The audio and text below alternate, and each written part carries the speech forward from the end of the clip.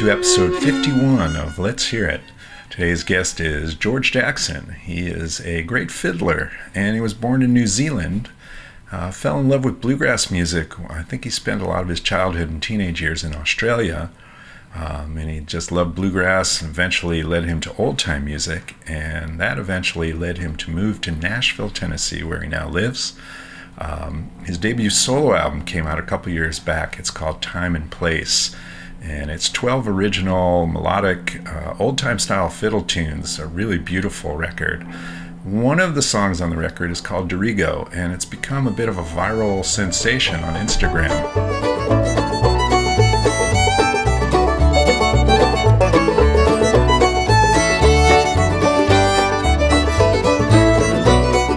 Hundreds of people have recorded covers of this song.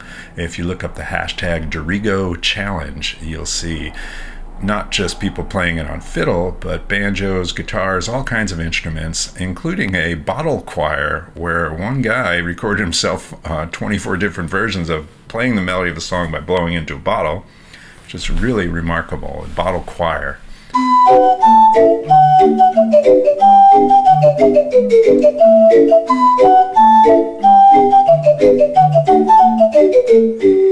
So George has a fiddle made by a guy named Lance Scott in Australia, so he's going to come on, tell us about that, and tell us about what he's been up to and how his song Dirigo became a bit of a viral sensation. All right, well, let's say hello to George Jackson. Hello, George. Hey there.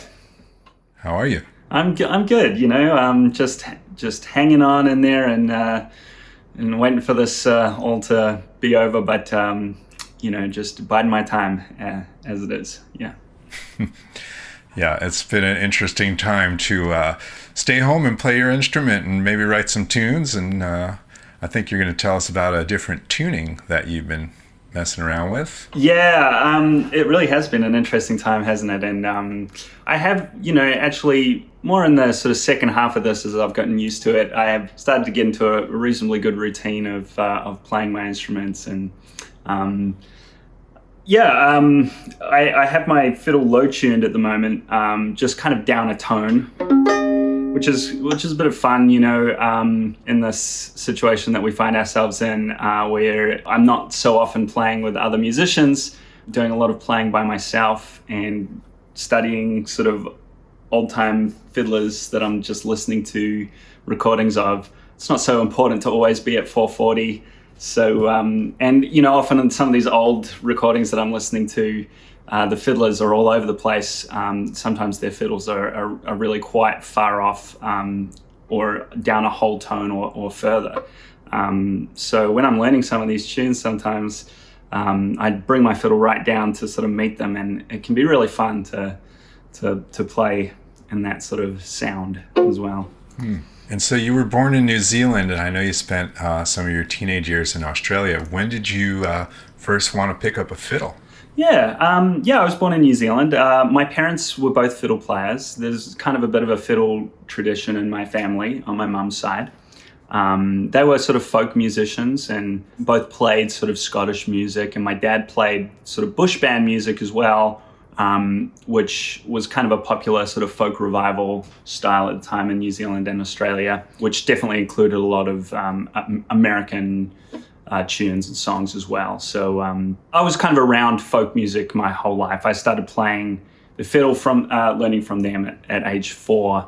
But, I was really interested in playing pop music and stuff on the electric bass until I was a teenager, and that's when I heard bluegrass music, and that kind of led me into the fiddle and banjo universe. And I've been on a journey ever since then, since I was about 14, getting really into bluegrass music at times and also old-time music. Eventually just kind of as you get down the rabbit hole, you get further and further and deeper into things. And I've really found myself in the old-time world a lot more in the last 5 to 10 years, I would say. So. And when did you make it to Nashville? Yeah, about, coming up 5 years ago now, I moved to Nashville, to the United States. I'd been living in Australia for 10 years, between the ages of 16 and 26. Studied music there and played in a lot of bluegrass bands, and you know, there's only so much you can do in New Zealand and Australia if you really want to be serious about playing old-time fiddle. The logical next step is to try and figure out how to make it to the US, and managed to figure that one out and have been really enjoying living here since then. So, yeah. And I mentioned in my intro that your album Time and Place, I guess it's about 2 years old now. Yeah. Beautiful, beautiful recording. Oh, great thanks. album. And Dirigo obviously became an Instagram sensation. Yeah, yeah. This Great. tune that I wrote for a music festival in Australia, Dirigo Folk and Bluegrass Festival, one of my favorite festivals, and just a place that really nurtured and fostered my music. Yeah, I wrote this little tune for them, I suppose back in about 2013 or so, and yeah, it just kind of got really popular on Instagram. Thanks in no small part to Brad Kolodner's amazing banjo playing on the album. I think a lot of people were really captured by his sound on that tune particularly, which is a bit of a banjo feature, and it got really popular and people started recording all these versions. So yeah, it's a bit of fun to check out the Dirigo challenge on Instagram. Indeed. And are you working on a follow-up album? Yeah, I actually, started working on a follow-up album at the beginning of 2020 and recorded the first 4 tracks in February before everything kind of shut down. And then we had to sort of work out what the rest of the year was going to look like. I did actually manage to finish the album in the end by, I did the last session for it in November. Great. So, I'm excited to kind of have it in the can. It's a little bit different from the concept of that I did with Time and Place, which was sort of exploring how a New Zealander, can play old-time fiddle music, not being from America, and, my sort of identity crisis with that, I suppose, which was, I wrote all of the music for that and played it in a reasonably traditional style with a bunch of great musicians. And this next album is a banjo and fiddle album, so only banjo and fiddle duets. And I played with a bunch of different banjo players, so 7 different banjo players, and I recorded 2 tracks with each person. And, it spans my interest in bluegrass and old-time music with some picking banjo players and some clawhammer players. And I also wrote one tune for each banjo player and then picked a traditional tune or a tune that they kind of brought to the table. Still exploring my own music and my own sound in the American genre, but then also kind of like feeling like I can have a bit of authenticity playing American music with Americans as well now that I've lived here for close to 5 years. So, yeah. Wow. Exciting. I can't wait to hear that. Thanks. Tell me about this fiddle you have. Yeah. This has been my only fiddle, my main fiddle for over 10 years now. And it is, it's a beautiful little instrument, It was made by this really hilarious, lovely violin maker in Australia named Lance Scott. Although, being from New Zealand, I say Lance, and he would always tell me off, it's Lance. To him, he was, very adamant that it was Lance and not Lance. So Lance Scott. And he's a sort of a hilarious, typical sort of Australian man, he just got tons of hilarious sort of Australian isms and was always sort of, slightly irritable when I would go around, but that was all part of the fun. Sometimes he'd just want me to, pay him in a 12-pack of beer, and it was a bit of fun. So, but he'd retired. He used to run a violin store in Brisbane, and he had retired when I met him. But he was still making the odd fiddle, and my teacher at the time had bought one from him, and it was really good. And honestly, very reasonably priced too. So there was, as I was about to start playing, start going to university for music, I needed to sort of have an instrument that was my own and that was of a reasonable standard. So I went to him, and he'd just built this one, and I loved it. So I got it from him. It's it was built in 2008, and I bought it from him in 2009, just before I started my music degree. And I've played it sort of pretty much exclusively as my main axe since then. So I really feel like it's grown with me, you know. It was brand new, fresh when I got it, and you know, it's been with me the whole time. So yeah, that's awesome. Well, why don't you play us a little tune? Let's hear what it sounds like. Yeah, totally. I suppose the one other thing that I kind of was like thinking is kind of interesting about this fiddle, and that I like about it, that I sort of value about it, is that it's a great workhorse instrument. And you know, I think that, like, as you know, we can always get really obsessed with, you know, brands of, you know, of instruments and stuff, and really high-end instruments, you know. But something that I really like about this is that Lance is, you know, he was a working-class Australian guy. The music that I play is really, you know, working people's folk music, and I really feel sort of connected to the fact that I, like, knew Lance, and that this is a, you know, it's not, I wouldn't describe it as like a astounding instrument, but it's always been really reliable, you know, like everywhere that I've taken it across the world, it's been, it's never really let me down, you know, it's never fallen apart. It's always sounded good, whether it's in dry conditions or humid conditions. And so I think that, you know, like the working instrument is aspect of this fiddle is so valuable to me. I think that's the most valuable thing about it. So, yeah. Well, it's funny. I've worked for a long time with a guy named Citizen Cope, who has a Martin OM28, and it's not a rare one. I think it might be like a 2001. One of the greatest guitars ever. Thousands of shows he's played on that guitar. Yeah.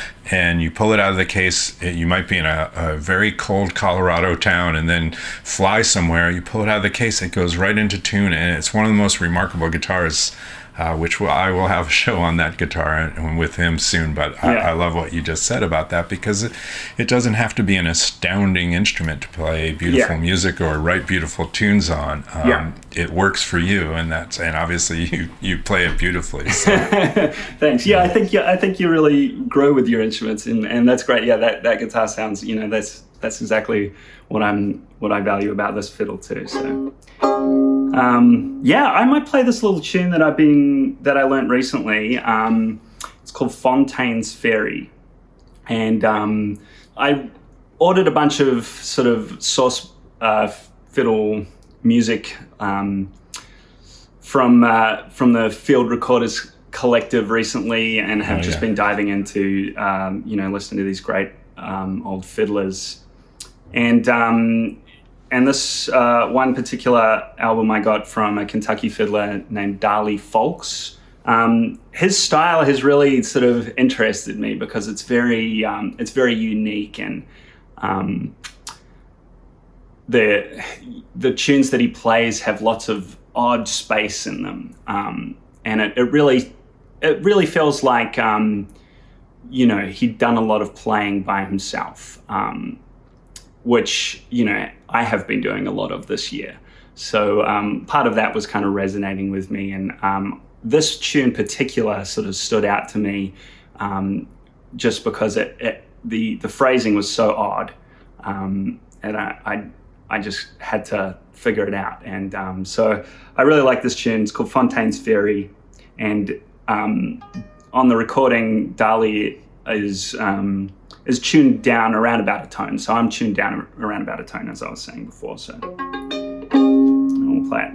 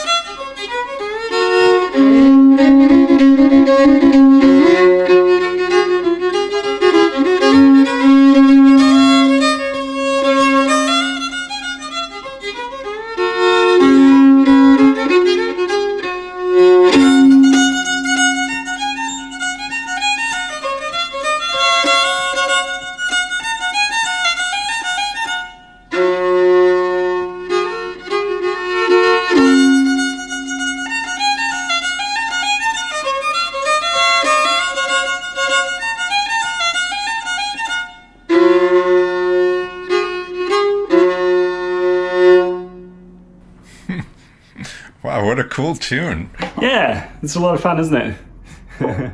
Do you know where he's from? Yeah, he's from Kentucky. Okay. I think